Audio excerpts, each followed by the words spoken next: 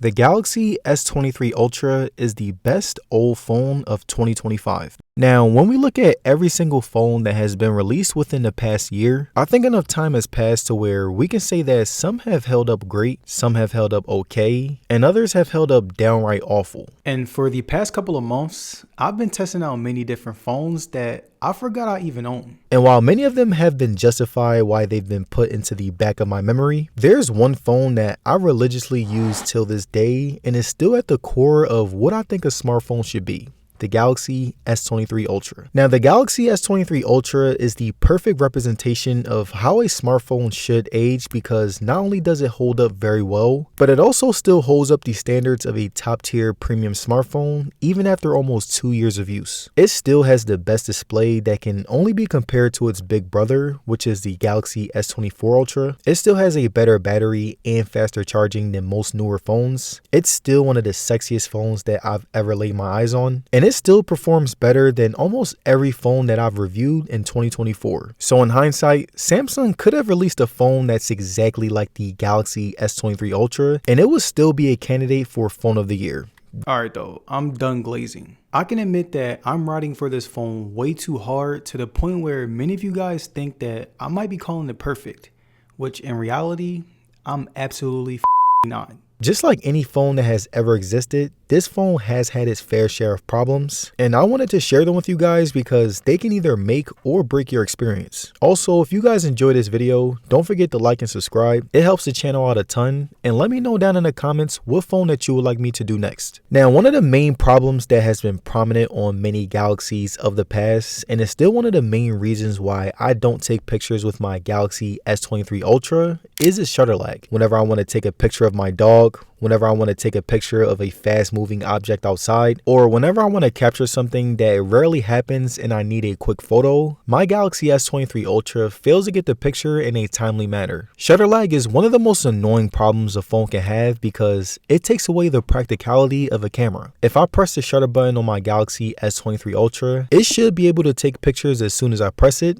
but unfortunately, it fails to do that. Something else that my S23 Ultra still has not addressed is the terrible lighting adjustments. Now, since I mostly shoot my videos on my phone, there will be times where I'll decide to use the Galaxy, iPhone, or Pixel phones because not only do I like a variety when filming, but it's also a really great way for me to test out what each camera's strengths and weaknesses are. And when testing out each phone's camera, for the past couple of months, I've decided to completely ditch my Galaxy S23 Ultra because, as you can see here, it has a really hard time adjusting to light. There are even times where I'm trying to get a still shot and not moving my camera at all, but the lighting is still changing, which is the most frustrating ever when trying to get the right shot. And the final problem that I've dealt with after 2 years with the Galaxy S23 Ultra is very objective, but I feel like the photos are a bit over sharpened. Something that I really appreciate when it comes to the iPhone and Pixel is that they know how to get just enough sharpness to where it not only looks clean, but also natural. The problem with over sharpened pictures on the Galaxy S23 Ultra is that they tend to look a little bit more robotic, and it sort of gives the aesthetic an artificial feel. In other words,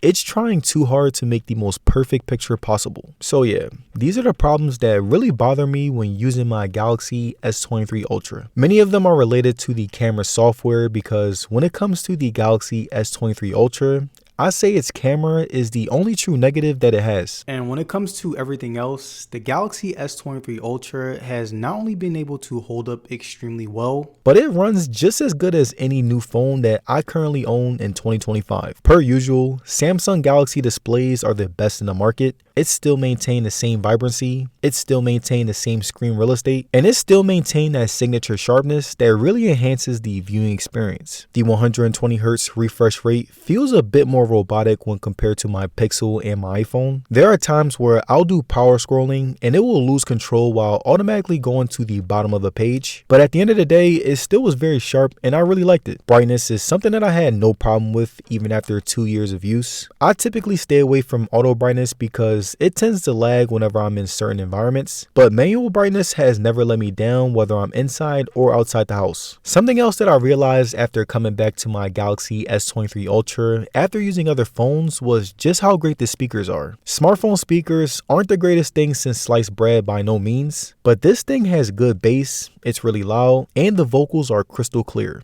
Now, taking a look at how the battery is holding up, I'm still sad to say that in 2025, the Galaxy S23 Ultra still has one of the best charging situations. Now, when I say charging situations, I'm not talking about the fact that the Galaxy S23 Ultra is one of the only phones in the US to support 45 watt fast charging, but it also has an amazing battery life to where I rarely need to test it. On a daily, I'm using very chill apps that don't drain my battery too much. Reddit for my social media addiction, FanDuel for my gambling addiction, and talking to friends because the memes aren't going to send themselves. By the end of my day, I'm usually still above 15%, which means that by the time I'm done, my S23 Ultra is charging overnight. Yes, it can charge from 0 to 100% in under an hour, but no matter how much I use this phone, it refuses to die. Power is another aspect of the Galaxy S23 Ultra that refuses to chill. The Snapdragon 8 Gen 2 chip is still standing tall, great cooling so the phone never gets too hot. Gaming and refresh rates remain consistent despite the phone only being 2 years old, and I was even able to run my favorite mobile game with no problem. Call of Duty Mobile. Now, cameras are very subjective. I might love the way the Galaxy S23 Ultra takes pictures, but some of you guys might also hate it. So I wanted to compare pictures with the iPhone 16 Pro Max, since that seems to be the Ultra's biggest competitor in this department. Now, selfies when compared to the 16 Pro Max can be rocky. Both phones look really good and have great resolution. You can see my face really clear. My only problem is that the S23 Ultra can make me look lighter at times, which I don't really like. Regular everyday photos on both phones look beautiful.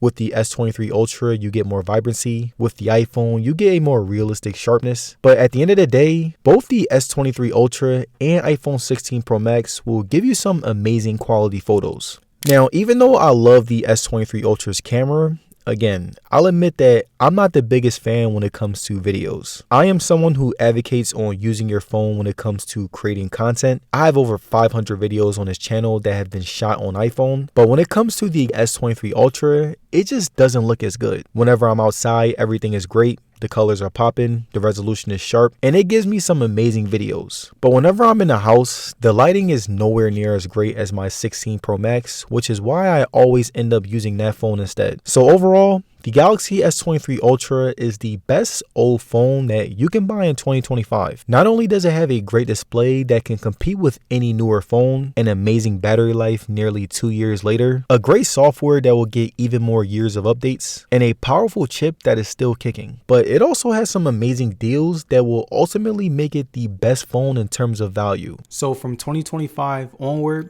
I think the term old has adopted a new meaning. Peace.